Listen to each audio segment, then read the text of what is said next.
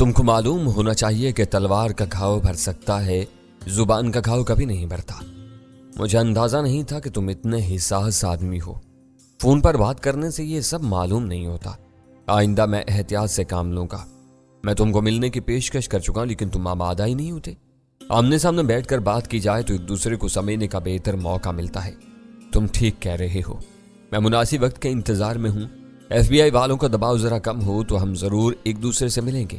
انہیں میرے آنے جانے کی بھنک مل گئی تو میرے ساتھ تم بھی مفت میں مار جاؤ گے۔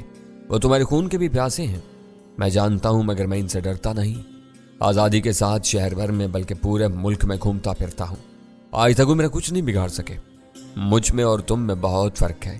تمہاری شناخت کے لیے ان کے پاس کچھ بھی نہیں ہے۔ تم گیری کے پاس سے گزر جاؤ تو بھی وہ تم کو شناخت نہیں کر سکے گا۔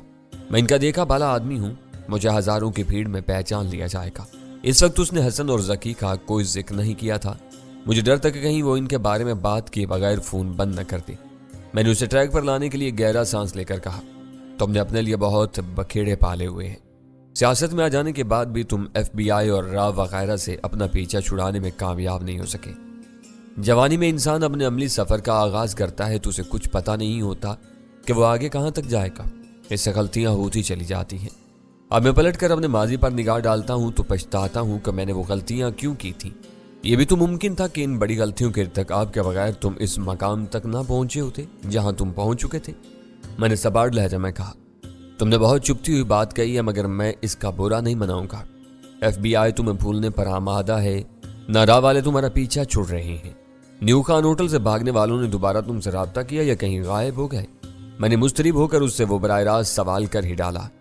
کل رات فون آیا تھا، انہوں نے اسی واقعے کی اطلاع دی تھی جس کے بارے میں تم نے بتایا تھا۔ رات انہوں نے کسی کھلے پارک میں بسر کی ہوگی۔ میں نے انہیں مشورہ دیا ہے کہ وہ فقیرانہ بھیس اختیار کر کے کلفٹن پر عبداللہ شاہ غازی کے مزار پر چلے جائیں۔ ان کا فون نہ آنے کا مطلب یہ ہے کہ انہوں نے میرے مشورے پر عمل کر ڈالا۔ پانچ ٹک کر وہ کسی اور ٹھکانے کا بندوبست کریں گے تو مجھ سے رابطہ کریں گے۔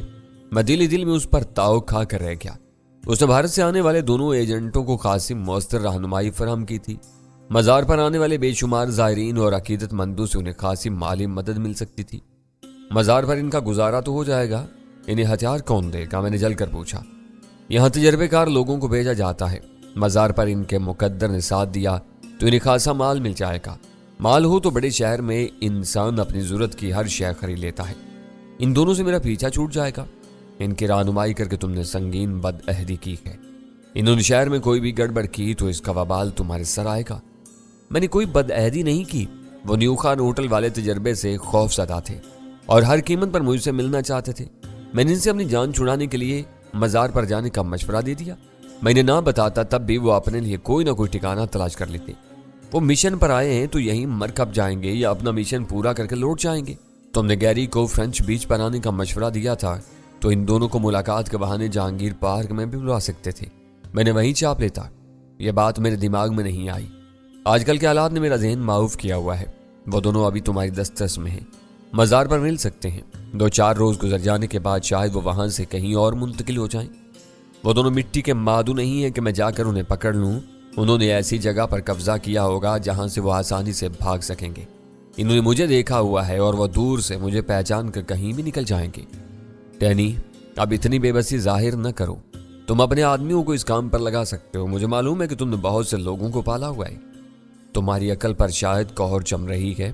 ان دونوں کو میں نے دیکھا ہوا ہے۔ میرے آدمی پتلے ہوئے ہولیے میں انہیں کیسے پہچان سکیں گے؟ میں نے تو انہیں دیکھا بھی نہیں ہے۔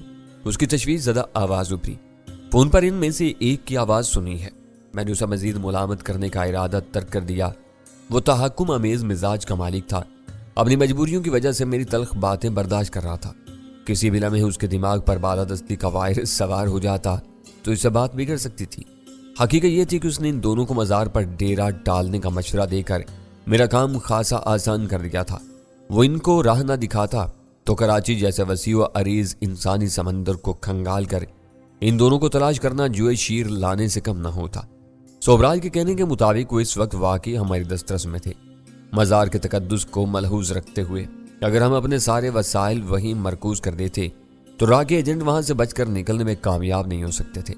تم نے انہیں نہیں دیکھا، میں نے ان میں سے ایک کو دیکھا ہے، مگر وہ دونوں مجھے اچھی طرح پہچانتے ہیں۔ مجھ سے سامنا ہوتے وہ بھڑک جائیں گے یہ بتاؤ کہ یہ معمہ کیسے حل ہوگا؟ میری عقل کام نہیں کر رہی۔ اس کی آواز سے یکایک تھکن مترشح ہونے لگی۔ اگر مجھ سے کوئی غلطی ہو گئی ہے تو تم کو اس کا توڑ کرنا ہوگا۔ میں نے چند لمحوں کے لیے دانستہ خاموشی اختیار کر لی۔ میں اسے یہ تاثر دینا چاہ رہا تھا جیسے میں سوچ میں پڑ گیا ہوں۔ پھر میں نے پوچھا، ان دونوں کے پاس ورڈز کیا ہیں؟ کیسے پاس ورڈز؟ اس کی تحیر زدہ آواز سے بے ساختگی جھلک رہی تھی۔ اتنے انجان مت بنو۔ ہر ایرا غیرہ تم سے فون پر راہ کا ایجنٹ بن کر بات نہیں کر سکتا۔ ان دونوں کی کوئی نہ کوئی خفیہ شناخت ضرور ہوگی۔ تم یقین کرو کہ میرے فرشتوں کو بھی ان کی آمد کا علم نہیں تھا۔ پھر مجھے کوئی پاس ورڈ کیسے پتا چلتا؟ آنے والے ہمیشہ سے اچانک آتے ہیں۔ وہ سب اپنے لیے K2 یعنی کوبرا 2 کا کوڈ استعمال کرتے ہیں اور میرے سیٹلائٹ فون پر رابطہ کر کے کوبرا کو پوچھتے ہیں۔ یہ 3 باتیں جاننے کے لیے کافی ہوتی ہیں کہ بولنے والا میرے اعتماد کا آدمی ہے۔ پھر K2 ہی ان کا پاس ورڈ ہوا نا؟ میں نے کہا، ان کا نہیں، یہ ہر راہ والے کا کوڈ ہوتا ہے۔ میں دیکھتا ہوں کہ ان دونوں کی تلاش کے لیے کیا کیا جا سکتا ہے۔ تمہیں تیزی سے کام لینا ہوگا۔ انہیں بارود یا بموں کے بجائے ٹیلی اسکوپک رائفلوں کی ضرورت تھی۔ ہو سکتا ہے کہ یہ دونوں دہشت گردی سے پہلے کسی خاص ہدف پر وار کرنے کا ارادہ رکھتے ہوں۔ یہ بات تم نے پہلے نہیں بتائی تھی، میں نے اس کی بات کاٹ کر تیزی سے کہا۔ مجھے دھیان تھا اور نہ تم نے اس بارے میں کچھ پوچھا تھا۔ مجھے ابھی خیال آیا کہ کہیں وہ کسی اہم شخصیت کو مارنے کے مشن پر نہ آئے ہوں۔ دیکھو صوبراج، تمہاری پوزیشن بہت نازک ہو گئی ہے، اچھی طرح سوچ لو۔ کوئی اور خاص بات رہ گئی ہو تو وہ بھی بتا ڈالو۔ ان دونوں کے گرفت میں آنے کے بعد کوئی نئی بات سامنے آئی تو تم اپنا اعتماد کھو دو گے۔ میری ایک بات ذرا دھیان سے سن دو۔ صوبراج کی آواز ملتجیانہ ہو گئی۔ میں جان بوجھ کر تم کو چکر نہیں دیتا۔ آج کل پریشانیوں کی وجہ سے میرا دماغ ٹھکانے پر نہیں ہے۔ اس وجہ سے کوئی بھول چوک ہو جائے تو تمہیں فراق دلی سے کام لیتے ہوئے اسے درگزر کر دینا چاہیے۔ میں نے تمہیں دوست مان لیا ہے تو اب آخری دم تک اس دوستی کو نبھاؤں گا۔ میرا خیال ہے کہ اب ان دونوں کی کوئی خاص بات باقی نہیں رہی۔ کل رات تم نے جان بوجھ کر مجھے چکر دیا تھا، میں نے اسے یاد دلانے کی کوشش کی۔ ایسا نہیں ہے، تم کو بھول ہو گئی ہوگی۔ اس نے اپنا دفاع کیا۔ میں کام کی باتیں 10 برس میں بھی نہیں بھولتا۔ مجھے اچھی طرح یاد ہے کہ پہلے تم نے ان دونوں کے پتے ٹھکانے سے اپنی لا علمی ظاہر کی تھی۔ تھوڑی دیر بعد تم نے اگل دیا کہ وہ نیو خان ہوٹل میں ٹھہرے ہوئے ہیں۔ مجھے معلوم ہے کہ چور چوری سے جاتا ہے، ہیرا پھیری سے نہیں جاتا۔ تم جب چاہتے ہو اپنی کینچلی بدل لیتے ہو۔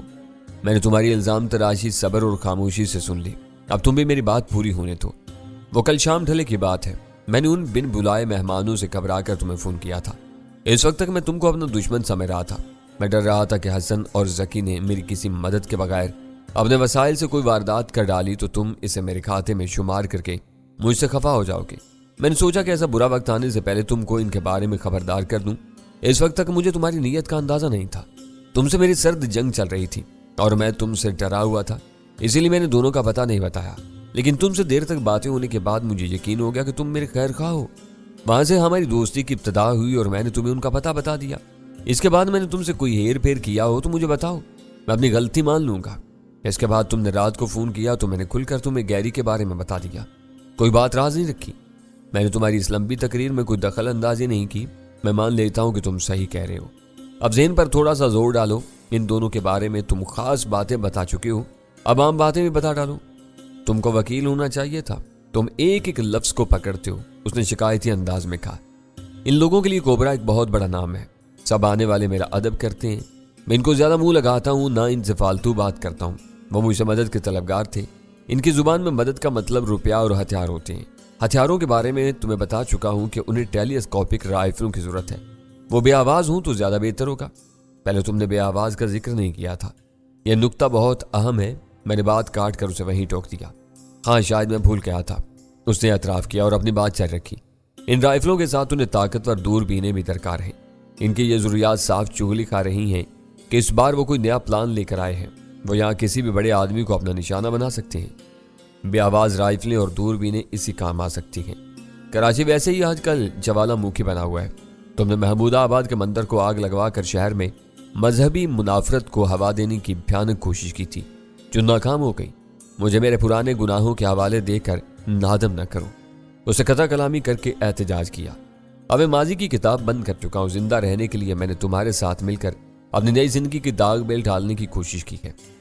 میں تمہیں تانا نہیں دے رہا تھا، حقیقت بتا رہا تھا۔ تم اس شہر کے پرانے باسی ہو اور سیاست میں رہے ہو۔ تم شہر کی نبض کو پہچانتے تھے۔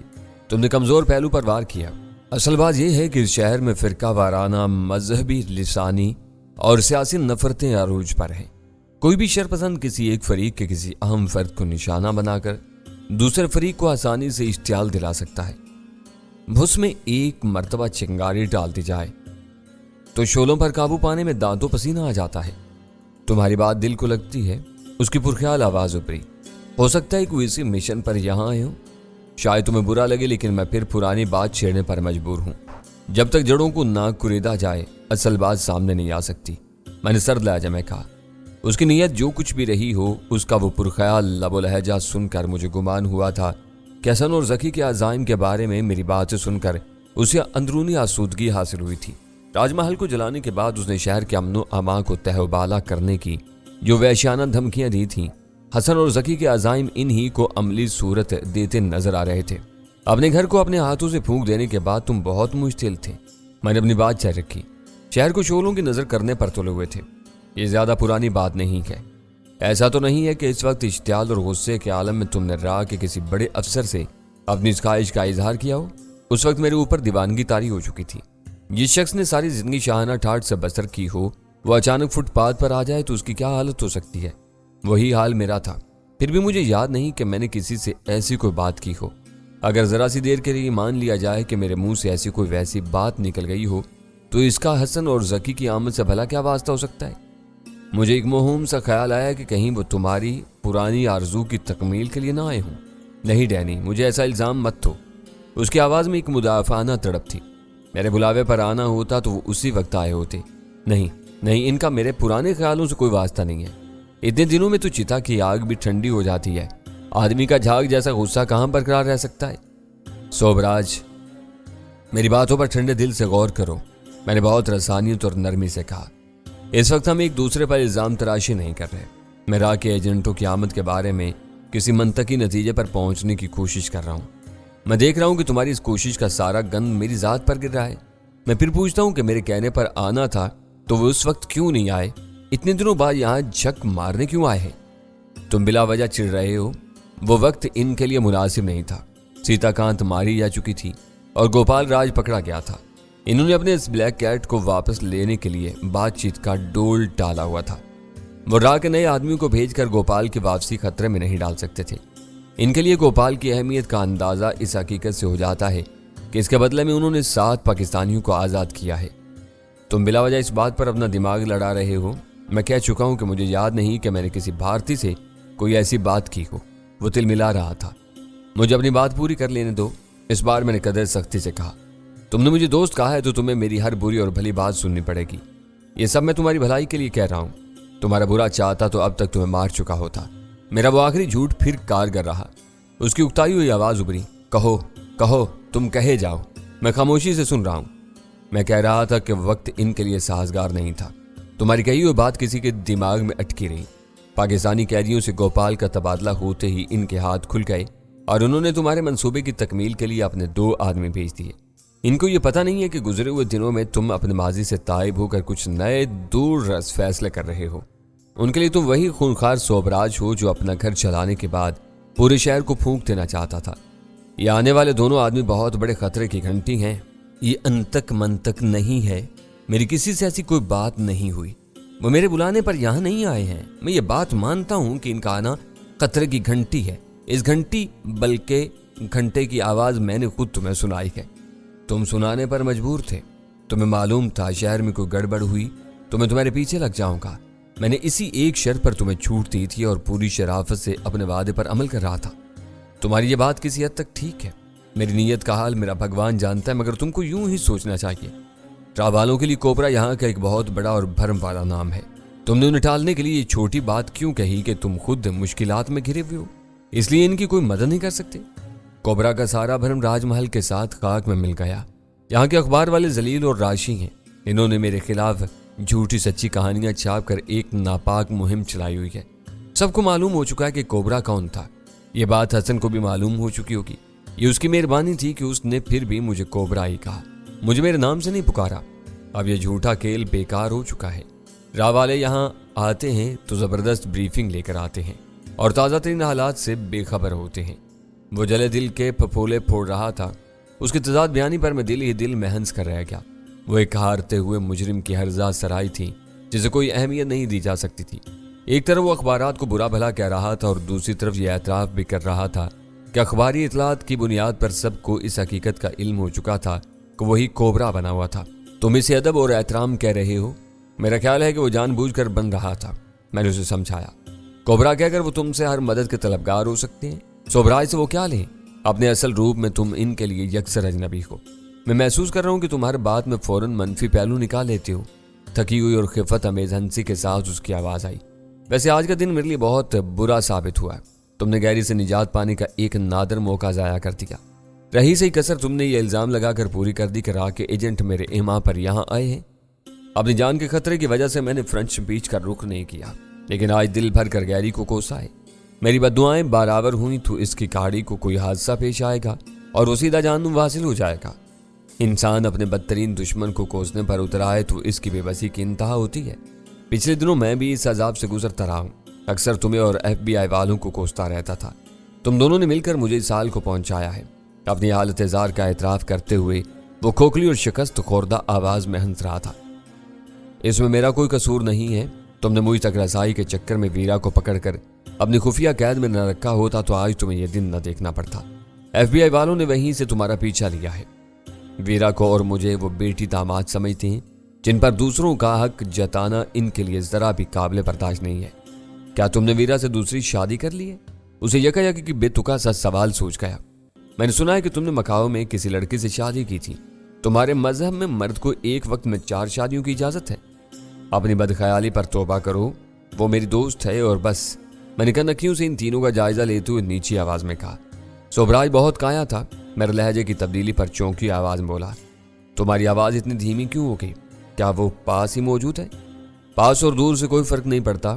میں نارمل آواز میں محتاط رہ کر جواب دیا، کیونکہ میرے لہجے کی تبدیلی پر وہ تینوں بھی چونک گئے تھے۔ میں نے موضوع بدلنے کے لیے اپنی بات جاری کی۔ ان باتوں کا تعلق دل سے ہوتا ہے۔ آدمی دل پر رکھ لے تو پھر دوست ہو یا دشمن وہ دنیا کے آخری سرے پر بھی اسے تلاش کر لیتا ہے۔ یہ یاد رکھنا کہ ان دونوں کے بارے میں مجھے کسی اچھی خبر کا انتظار رہے گا۔ تو کیا تم مزار پر دیکھ بھال کا ارادہ نہیں رکھتے؟ وہ میری چال میں آ کر اس نازک موضوع سے بھٹک گیا جو مجھے بے آرام کر رہا تھا۔ میں تمہیں مسائل سے آگاہ کر چکا ہوں، پھر بھی جو کچھ ہو سکے گا وہ ضرور کروں گا۔ وقت کے ساتھ ساتھ وہاں گداگروں اور سائلوں کی تعداد سینکڑوں سے متجاوز ہو چکی ہے۔ ان میں 2 افراد کو تلاش کرنا آسان نہیں ہوگا۔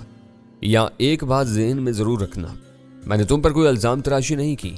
تمہارے ماضی کے حوالے سے چند ناگزیر باتوں کا ذکر کرنا پڑا ہے جو تمہاری بدقسمتی سے کچھ تلخ تھی۔ میرا دل صاف ہے، آج جو کچھ ہو گیا وہ ہو گیا۔ تم سے میری ایک گزارش ہے کہ آئندہ میرے ماضی کا کوئی ذکر نہ کرنا۔ میں اسے دفن کر چکا ہوں۔ اس تذکرے سے مجھے تکلیف ہوتی ہے۔ میں اس کی ہاں میں ہاں ملا کر رہ گیا۔